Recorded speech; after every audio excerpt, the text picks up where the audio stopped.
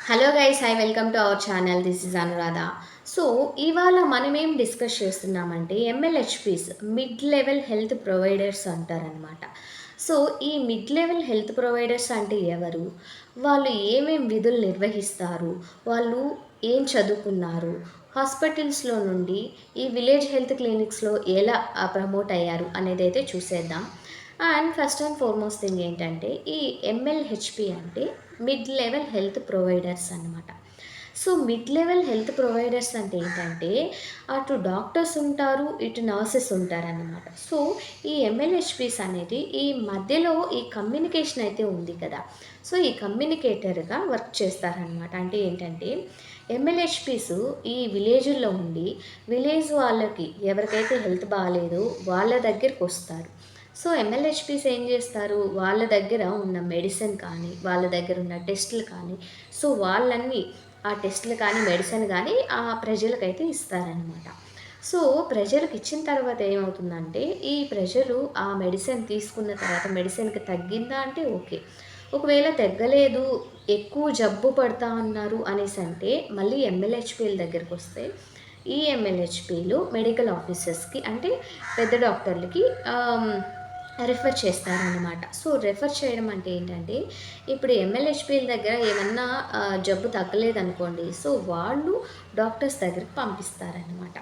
So దీంట్లో ఒక మంచి ప్రయోజనకరమైన విషయం ఏంటంటే, ఎంఎల్హెచ్‌పీ దగ్గర వీళ్ళు ఎవరైతే ఎంఎల్హెచ్‌పీస్ ఇక్కడ వర్క్ చేస్తా ఉన్నారో, సో వాళ్ళ దగ్గరికి ఒక జ్వరం వచ్చిందనుకోండి, వీళ్ళ దగ్గరికొస్తారు. సో జ్వరం వచ్చిన దగ్గర వీళ్ళ దగ్గర మెడిసిన్ తీసుకొని తగ్గిపోతది.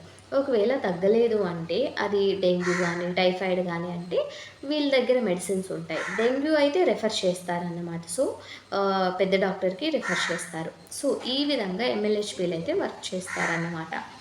అండ్ వన్ మోర్ థింగ్ ఏంటంటే, ఈ ఎంఎల్హెచ్‌పీస్ అందరూ బీఎస్సీ నర్సింగ్ చేసిన వాళ్ళు. సో బీఎస్సీ నర్సింగ్ చేసి ఎక్స్‌పీరియన్స్ ఉన్న వాళ్ళని ఈ ఎంఎల్హెచ్‌పీస్‌గా తీసుకున్నారన్నమాట. సో ఈ ఎంఎల్హెచ్‌పీలు ఎక్కడుంటారు అంటే, వాళ్ళకి ఒక్కొక్క విలేజ్ అయితే అటాచ్ చేసుంటారనమాట. సో అంతకుముందు ఎలా ఉండిందంటే, సచివాలయంకి ఒకరు రిక్రూట్ అయితే చేసున్నారన్నమాట. సో ఒక్కొక్క సచివాలయంకి, ఒక్కొక్క విలేజ్‌కి, సో ఒక్కొక్క సచివాలయంలో 2, 3 విలేజెస్ యాడ్ అవుతాయి. సో 2, 3 విలేజెస్‌కి ఒక ఎంఎల్హెచ్‌పీనైతే పెడతారనమాట. సో ఎంఎల్హెచ్‌పీకి ఎలా ఉంటుందంటే, ఆ ఊర్లో ఒక క్లినిక్ అయితే ఇస్తారనమాట. సో క్లినిక్ ఇస్తారు, వాళ్ళు ఉండడానికి ఒక రూమ్ ఇస్తారు, వాళ్ళకి మెడిసిన్స్ ఇస్తారు. And one more thing, diagnostics టెస్ట్‌లు వాళ్ళకి హెల్త్ టెస్ట్‌లన్నీ పంపిస్తారు. లైక్ పీహెచ్‌సీ నుండి గానీ, పెద్ద హాస్పిటల్స్ నుండి కానీ ఇవి వెళ్తాయన్నమాట. సో ఈ ఎంఎల్హెచ్‌పీలు ఏం చేస్తారంటే, ఈ వీహెచ్‌సీలో ఉండి, సో ప్రజలు వచ్చినప్పుడు ఎవరికెవరికైతే పేషెంట్లు వచ్చినప్పుడు ఎవరికేం కావాలో మందులిచ్చి, టాబ్లెట్లిచ్చి, సో ఇలాగా సో ఇన్ఫెక్షన్ పెద్దదవ్వకుండానే చిన్నదున్నప్పుడే ఇక్కడ క్లియర్ అవుతుందనమాట. యాహ్! సో వాళ్ళు ఇప్పుడు ఏమేమి విధులు నిర్వహిస్తారు అనేదైతే చూసేద్దాం. ఫస్ట్ అండ్ ఫార్మోస్ట్ థింగ్ ఏంటంటే ఓపీడీ సర్వీసెస్.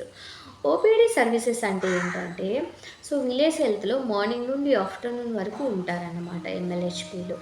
సో ఎంఎల్హెచ్‌పీలు మార్నింగ్ నుండి ఆఫ్టర్‌నూన్ వరకు ఉండి ఏం చేస్తారంటే, వాళ్ళ దగ్గరికి ఎవరైనా పేషెంట్స్ వచ్చినా, సో పేషెంట్స్ వచ్చిన వాళ్ళకి ఏం చేస్తారు, బీపీలు చెక్ చేయడము, షుగర్లు చెక్ చేయడము, లేదంటే జ్వరాల టెస్టులు చేయడము, యూరిన్ టెస్ట్ చేయడము.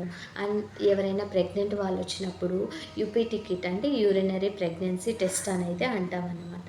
సో ఆ కిట్ ఇవ్వడము. సో ఇవన్నీ వీళ్ళ దగ్గర అయితే ఉంటాయన్నమాట. సో మార్నింగ్ నుండి ఆఫ్టర్నూన్ వరకు ప్రజలు ఎవరైతే వస్తారో, సో ఊర్లో వాళ్ళకి ఎవరికైనా బాలేదనుకోండి, సో వాళ్ళు ఆ క్లినిక్ అయితే వస్తారనమాట.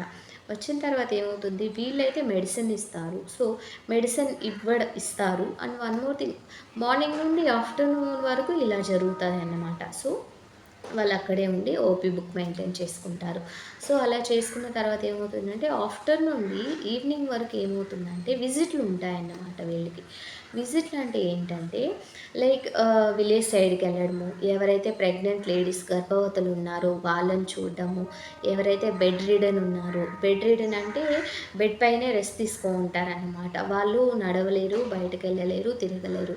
సో అలాంటి వాళ్ళకి వీళ్ళు విహెచ్సి నుండి డైరెక్ట్‌గా వాళ్ళ ఇంటికెళ్ళి అక్కడ వాళ్ళు ఎలా ఉన్నారు, ఏమేం మందులు తీసుకుంటున్నారు, ఏమేం చెకప్స్ జరగాలి అనేవైతే వీళ్ళు ఫాలో అప్ చేస్తారనమాట. Yeah! And one more thing, తర్వాత water quality test. Water quality test అనేది ఎంఎల్‌హెచ్‌పీలు ప్రతి వెడ్నెస్‌డే చేస్తారండి. ప్రతి వెడ్నెస్‌డే చేయడం వల్ల ఏమవుతుందంటే, ఆ ఊర్లో మంచినీరు త్రాగడానికి ఉపయోగపడుతున్నాయా లేదా? లేదంటే తాగే నీటిలో ఏమైనా మైక్రో జర్మ్స్ ఉన్నాయా? లేదంటే ఇంకేమన్నా యాడ్ అయ్యున్నాయా? అనేదైతే ప్రతి బుధవారము వాళ్ళు ఒక ట్యాప్ వాటర్ కానీ, బోర్ నీళ్ళు కానీ తీసుకొనెళ్ళి ఆ వాటర్ టెస్ట్ చేసి ఈ ఫ్రైడే అనేది సబ్మిట్ చేస్తారనమాట. సో, ఇది చేయడం వల్ల ఏమైనా ప్రయోజనాలు ఉన్నాయా అంటే, సో వాటర్ టెస్ట్ చేయడం వల్ల ఏమవుతుంది, లైక్ మంచి ఆ వాటర్ తాగడానికి పనికొస్తుందా లేదా అనేది చూస్తారన్నమాట. And one more thing, salt test కూడా చేస్తారు. సో, సాల్ట్ టెస్ట్ ఎలా చేస్తారు అనేది నేను ఇంకో వీడియోలో చూపిచ్చానండి. సో, ఇంట్రెస్ట్ ఉంటే వెళ్లి చూడండి, వీడియో చూడండి, లైక్ చేయండి, షేర్ చేయండి, సబ్స్క్రైబ్ చేయండి. సో, సాల్ట్ టెస్ట్ ఏంటంటే కల్లుప్పు, సాల్ట్ ఉప్పుకి ఒక డిఫరెన్సియేషన్ ఏంటి?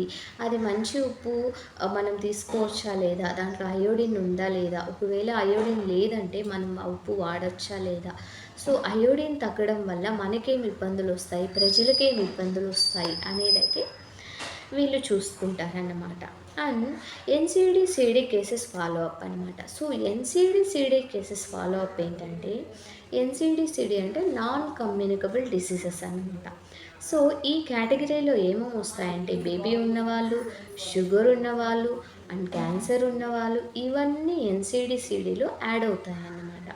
సో, వీళ్ళకి ఎలా వస్తుంది డేటా అంటే, ఈ ఎంఎల్‌హెచ్‌పీలు, ఏఎన్ఎమ్స్ ఎవరైతే విలేజ్ సైడ్‌లో వర్క్ చేస్తున్నారో ఆశాలు కానీ, ఎంఎల్‌హెచ్‌పీలు కానీ, వీళ్ళంతా ఏం చేస్తారంటే హోమ్ విజిట్స్‌కెళ్ళి, ఇంటింటికి వెళ్ళి డేటా అయితే కలెక్ట్ చేస్తారనమాట.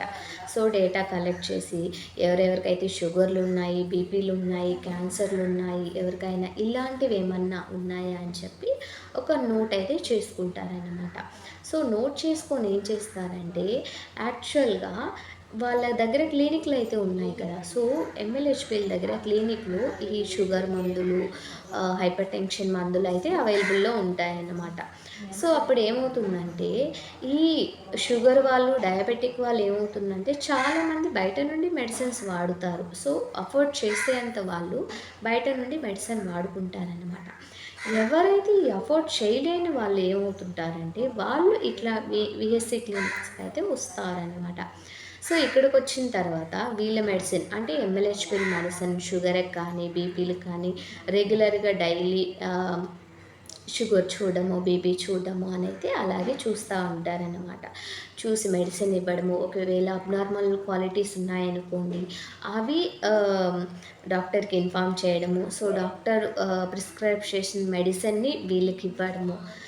అలా అయితే జరుగుతుంటుందనమాట. One more thing, TB screening అనమాట. సో, టీబీ స్క్రీనింగ్ అంటే ఏంటంటే, ఇప్పుడు కొంతమంది గ్రూప్ ఆఫ్ పీపుల్ అయితే ఉంటారు కదా! సో, ఎవరికైనా ఎక్కువ కోల్డ్ ఉన్నా, ఎవరికైనా ఎక్కువ దగ్గు వస్తా అన్నా, ఒక 2, 3 వీక్స్, 4 వీక్స్ దగ్గు వస్తున్నా, అది డ్రై కఫ్ పడుతున్నా, లేదంటే కఫ్‌లో స్ఫుటం పడుతున్నా, గల్ల పడుతున్నా కూడా ఏం చేస్తారంటే, ఈ క్లినిక్స్‌కొచ్చినప్పుడు క్లినిక్‌లో ఉండే ఎంఎల్‌హెచ్‌పీలు, ఏఎన్ఎమ్స్, ఆశాలు ఏం చేస్తారంటే రెఫర్ చేస్తారనమాట. రెఫర్ అంటే ఏంటంటే స్పుటమ్ టెస్ట్‌ని పంపిస్తారు. హాస్పిటల్‌కెళ్ళి చూపించుకోండి అని. సో, ఇక్కడ ఏమవుతుందంటే ఈ వీహెచ్‌సీలో ఈ గల్ల పరీక్షలు కూడా పట్టి అక్కడికి పెద్ద పీహెచ్‌సీకి గానీ, ఏరియా హాస్పిటల్స్‌కి గానీ, దగ్గరలో ఉన్న ప్రభుత్వ ఆసుపత్రికైతే పంపిస్తారనమాట.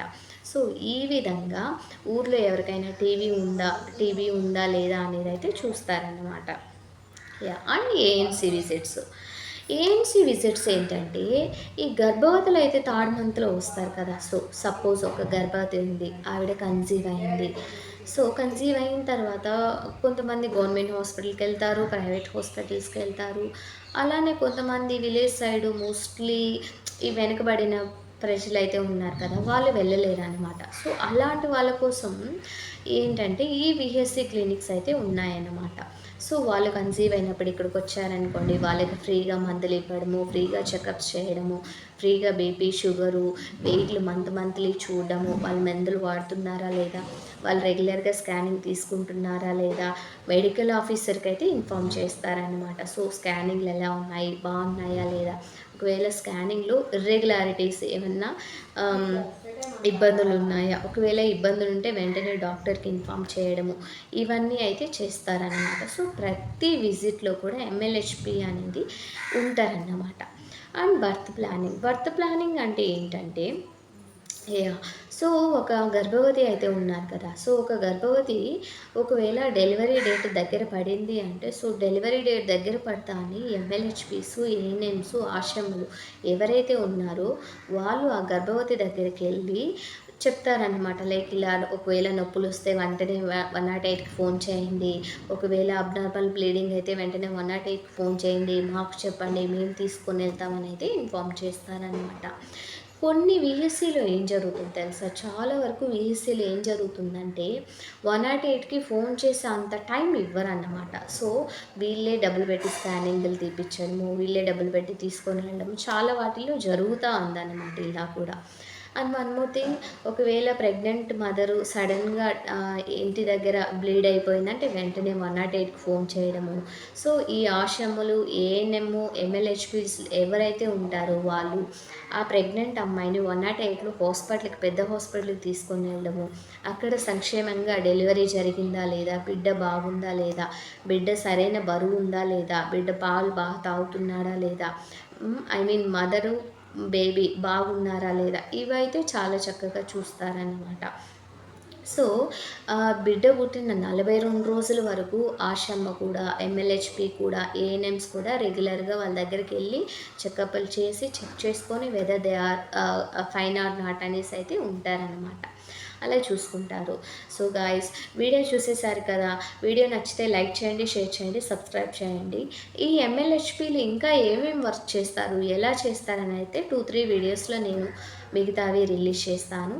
And thank you so much. Video నచ్చితే లైక్ చేయండి, షేర్ చేయండి, సబ్స్క్రైబ్ చేయండి. Thank you.